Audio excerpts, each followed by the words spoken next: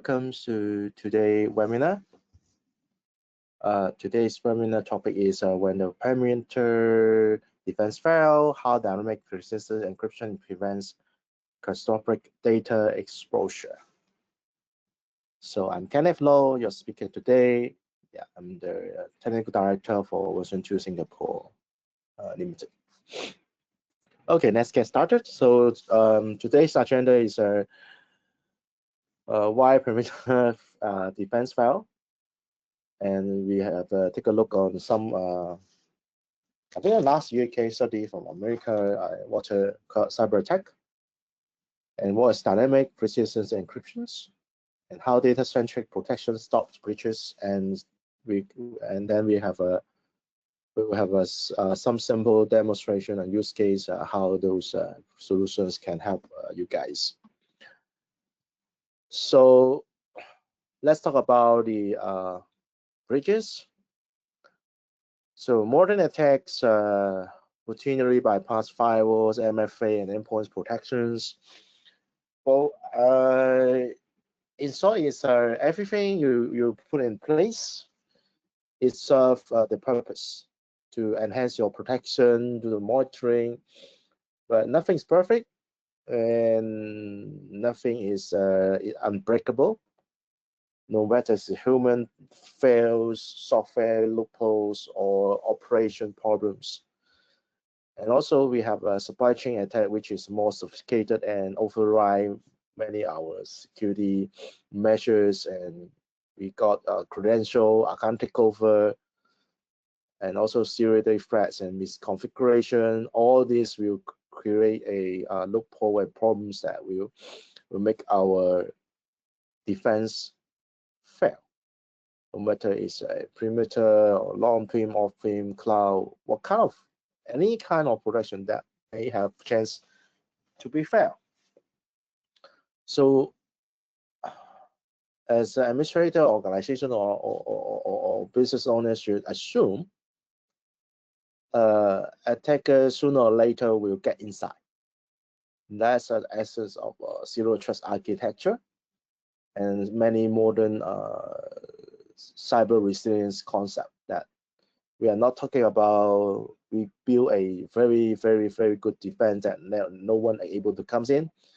Is we build defense, protection, and monitoring and encryptions and others. In bear in mind that of course we will need to enhance our protection, but we should assume attackers sooner or later or some days will get in.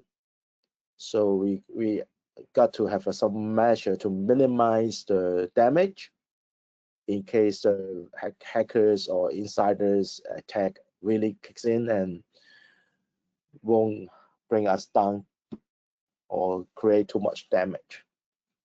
So let's take a look on the American water cyber attack, which is on 2024 series last year. Okay, so actually it's pretty straightforward and typical case. The attackers gain control access to the billing and customer information system. So that system is on-prem system and highly dependency on the perimeter-centric defense, firewall, endpoints, WAF, NDR, EDR, you name it. Yeah. But the problem is once they break through, the sensitive data files become exposed after they get in. And that's why I demonstrate why data must be protected at the source. So we should assume no matter how many defense you put, somehow the attacker may get access to your network, may get access to some of your application or your OS or server and steal your data. So if your data is clear text anywhere, anytime, only protect when you transfer, then after it kicks in, hackers gets in, he get everything. Yeah, and you have no further way to protect yourself against those breaches because the data has been gone and it is in plain text, right? So without file level protection, Once the attacker copy your file, extract your data, or sell it on the internet, or any access right is collapsed because it is compromised. It is not under your control anymore. And that will allow compliance record. There may be have penalties, especially you are leaking PII, personal identifying informations, and that your business reputation will suffer a long-term damage. Because people may start to second thought, yeah, so I still using this company, they breach our data, they don't protect it well, then if their operation is still good enough.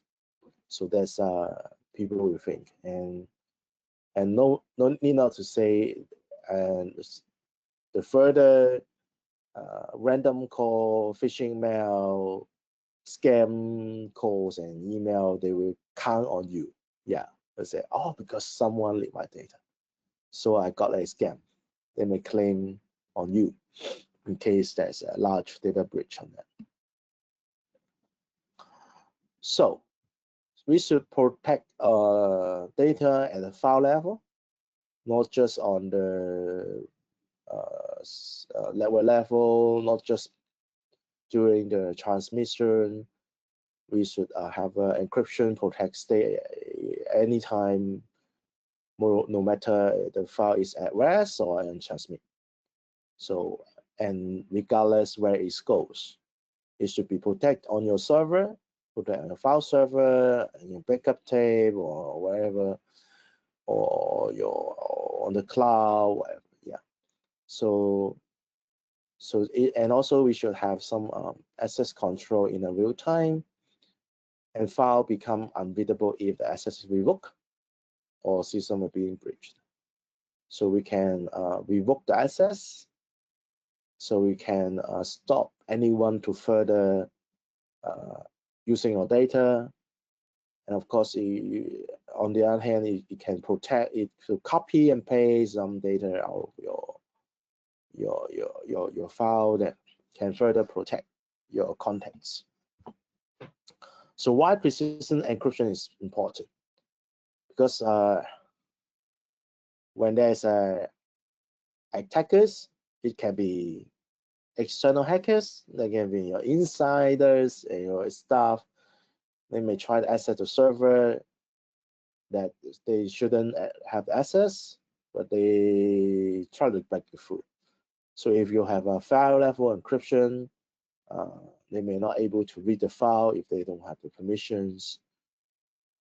And those extra few files being stolen still remain encrypted and become useless because they cannot open the file to get your information inside.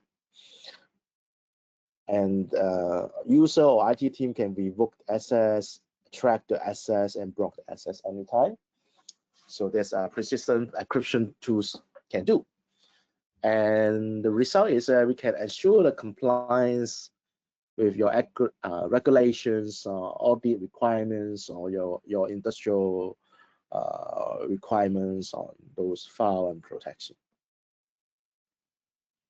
So a modern protection approach should be, first we identify the sensitive data. You may identify by context or content. Content is simple, right? If the data includes some sensitive keywords, contain sensitive data, contain credit card information, of course that you can easily identify. But when you have millions of files and variety of the file type, sometimes it's difficult for you to identify. And then you may think about context. A context sometimes means, for example, if the file is hosted at this share folder, or this file is produced from certain applications, or download from certain server, or export from our ERP system, or create by a CAD computer-aided design software. Then we put it as sensitive data. So you can have a mix and match of both. Some solutions have both, some are content only, some are context only. So find one that fit your requirement or your operations. So don't forget about context. Context is very useful. After you identify what kind of file is, what type of file, which group of file is sensitive and has to be protected, next is to apply a persistent encryption policy. For example, maybe all the data export from our file export from our ERP system, we should put a secret label on that, or that's it belongs to, I don't know, sales department. So maybe only sales department can read it, can edit it, or can print it. For management, maybe have the same level of access, but any for other department, maybe the marketing team have access, read-only access, and then the rest of team like CS, support, or technical department, IT department, they shouldn't have access. So such kind of policy you should think of. Then you can apply to those files. Then we monitor and control the access in real time through our solutions. So we enforce the usage of those files on the real edit, share, and print, and then we track all the file activity. We find out is there any violation, or is that some failed attempt. For example, if for those as I said, those file export from ERP, you find there's a IT department, there's a staff keep trying to read the file, keep open the file, and they copy those files and wherever, that may be a signal. Yeah, there's something bad. Or on the other hand, you may find some of the user in the sales department, yes, he should use the file, he have the permission, but he prints a lot. Then you may need to do something on that, right? So today we'll bring in a solutions that can more or less fit in those this requirement. The solutions is called Sealpath, which is a modern we can say DRM solution. So do the encryption and the digital rights management and control. We can do automate persistent encryption for sensitive files. So just as I said, you can do content, you can call context, and you do the encryption, and then you can integrate with your maybe M365 or your DLP solutions to do the policy. And the main thing is because we can do the encryption all the time, so we can fully control the access, even the file is shared externally. For example, I have a back to the same example for the sales files. Maybe some of the partners, maybe they are some, I don't know, marketing partners, I don't know. Then we can share some sort of file to them. Maybe we create a new policy. Okay, this policy is for this marketing partners ABC company. Okay, so they have the read access. Maybe you prefer print access with watermark. Okay, so they can print, but there will be a watermark.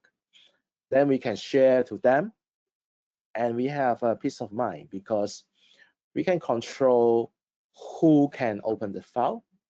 So for example, okay, this company, we have the team helping us have 5 people. Then we just grant access to those 5 people email address. So if they share that to the third party, or then they won't have the access because they don't have the accounts. Then we can see, oh, there's some access, a violation, or we can revoke. For example, if the campaign has been done, the marketing campaign is done, the contract is end, then we can remove the policy, or we revoke the access for those 5 people from the marketing partner. So we can control the file even it's gone outside your organization. And we can have visibility to those files being opened, edit, or shared, or print, or copy and paste, as long as you grant the permission. We will log for success and fail. So if you grant the access for read only, there's no printing permission. They try to print, you will see someone try to print the file for fail. Okay, and we have so-called remote whip capability for missense document. Actually, it's very simple. If you missend the file to the third party, because they don't have the permission to open the file, so the file cannot be opened. So we don't remove the file, but we revoke the access. We hold the access. Another way is, as I said, even if we share to third party, we can revoke the access anytime. After we revoke the access, they cannot open the file anymore. So there will be there's no remote actually, it's a remote revoke. Yeah, and we have we support Windows, Mac, and Linux, and many kind of the platform because we have the Windows and Mac client, we have the web decoder. So in case there's no agent can be installed, they still can use the web page login and open the file. So this is a wide variety of support of different kind of platform. So there's a few common use case. I will do the demo after this use case sharing. So very typical is protect financial and customer data. You can make sure all your customer data is being encrypted all the time, no matter which is on server, no matter on the salesman computer. And one more thing I forgot to mention is all those files we protect, if this is a Microsoft Office file, the user need not to install an additional agent to open the file. We make use of the API with Microsoft Office, so we can open the file with MS Office on the fly without additional agent. But while the file is really still protected. Okay. And also we can secure internal documents and selective share to partners. And you need not to worry they will further share to any others, including your competitors, because we have the records and we control who can access. So if the email is not matched, they cannot open the file. Even they try to share the documents with their credential, you still see the IP address and who went and opened the file. So he or she responds for those assets. So it cannot be run. And we can prevent data leakage. So because we can control the so there's a two type of policy. So one is a user policy, and another is administrative policy. So administrative policy can be shared to the user or automatically apply to the file without changing. So even if the administration policy will managed by the administrator, so the user cannot change the policy, including adding new readers. So you can limit the policy usage to limit who can add new readers. So someone cannot randomly add their personal email address as a reader, then after they left the company, still remain open the file. They cannot do that. You can control it, and you can see who opened it actually. And also we can help to enforce strict governance of regulated industry. For example, FSI or some PCI related. There are very strict limitation on those using cloud drive, right? But it is quite tough to not using cloud drive nowadays. But with Sealpath, we can enjoy the benefit of easy to use of those cloud drive, but remain the control and protect our files, because no matter where you put, the file is fully under managed and controlled and encrypted. Okay, so let's give me a few seconds. So I try to give you guys a quick demo. Let me show up the Sealpath agent.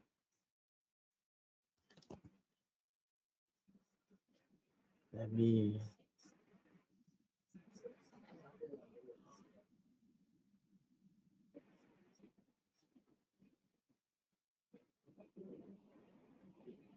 Yeah, okay. I just want to make sure you can see. So now I pull up a Sealpath clients. So if you are the user who protect and manage encrypted files, you have to install this information protector. Okay. So you can at any time you can create a protected file by drag and drop. Okay, let me try to create. Let me create a new folders. Okay, so I create a. Yeah, let me save as the.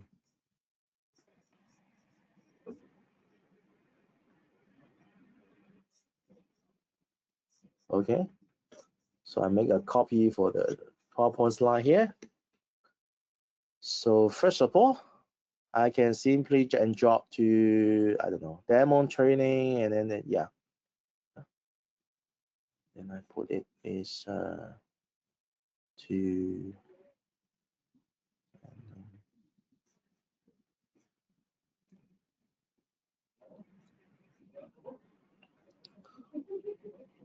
then I can encrypt the file at any time. If I want to protect a file,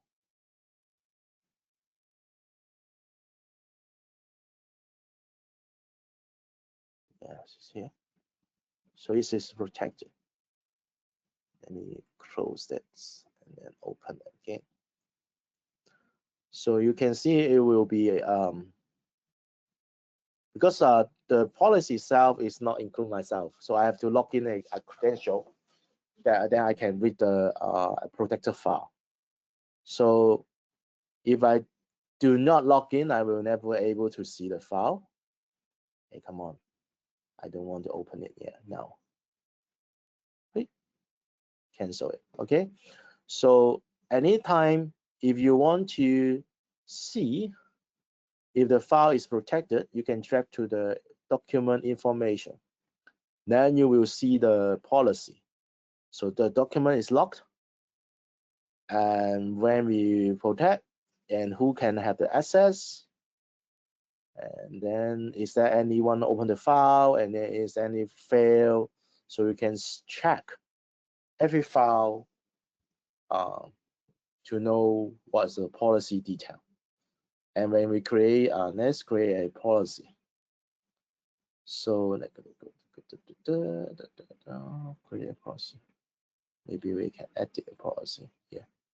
So we can create a policy like here. So give it a name, give a description, maybe change it better now. Demo December 16. Demo for 16. And then you can grant different access. So I have let me add to .com, and then I can choose view, edit, print, copy and paste. Yeah. So we shouldn't give full control easily, because if someone have the full control, they can stop protection. So it means you can decrypt it. So only grant full control when you are really needed. Otherwise, you can give a read only read access, edit access, print access, and copy and paste. Copy and paste also should give by caution, because if you grant the copy and paste, certain content can be copied and then paste to the other file. Then that content will lose control, because we are protect on the file base. Okay, so but if you protect the file and someone copy and paste the whole file, that file will remain encrypted. Okay, so you need to learn. Besides permissions, we can set expiry date. So for example, we can set as, for example, there's a, I don't know, maybe a project with working with many parties. So we don't want to do a very complex management. So for example, the project will be end of 2026 end of March. Then you put a 2026 March. Maybe give me some buffer and then give me 3 days buffer, whatever reason, or you strictly stop it or whatever. Then all this file cannot be opened after the expiry date. Because if you have admin right, you can extend the expiration day, whatever. But the user who used the file will not be able to open after 3rd of April. And you can allow offline access. So the offline access is for the use case of the offline. Before, let me explain it this way.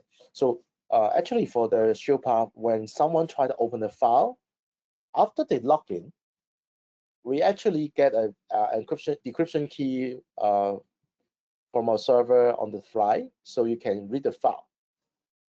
If you turn on the offline access, so the first time you access a file online, you at least have to online access once. Then the key can be cached for certain period of time. So here is 5 days. So during the 5 days, the key is being cached. So anyone so the one already logged in once can still open the file even they are offline. But after they're online again, if they revoke, they will not have access. But if they skip online, that 5 days they have access to the file anytime, even you revoke it, because they have the key being cached. But after 5 times, the revocation will be effective. Or you can, and then you can add watermark when it is for create an image, and then you can control. So this is a policy. And you can see all the documents that being protected. Yeah, when protected, what's the policy, and there's some minor setting. This doesn't matter. So it's a very quick demo. So how we can control the policy. Of course, we have something more advanced, like for example, we can integrate with SharePoint, we can integrate with OneDrive. So when the file upload to SharePoint or to the OneDrive, we will apply a certain type of policy, just like the one I show you how to create. Okay, let's go back to the slide.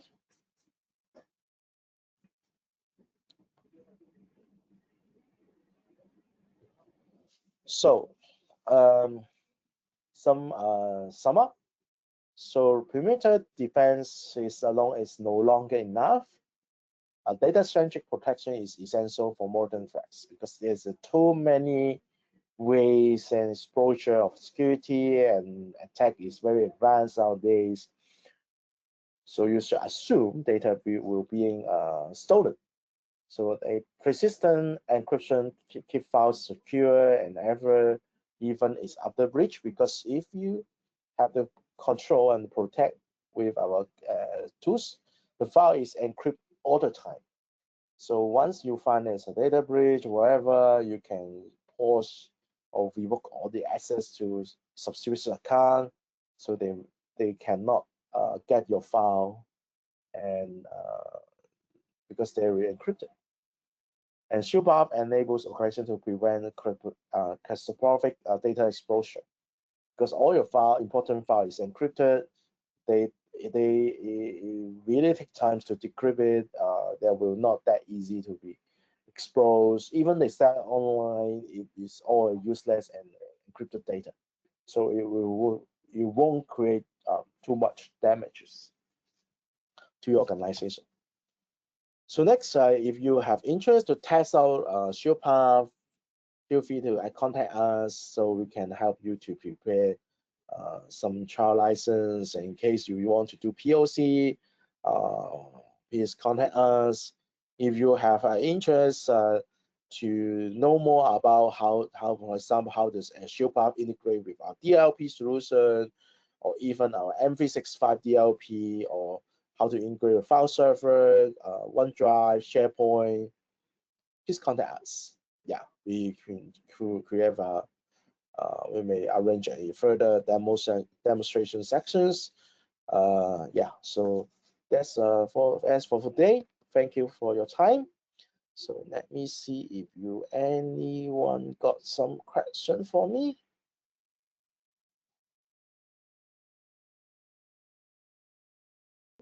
Okay, so it seems I don't have any questions.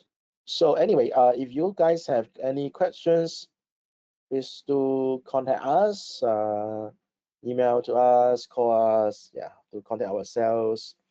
So yeah, if you want the recording or the PowerPoint, also please contact ourselves. Then you share you a copy.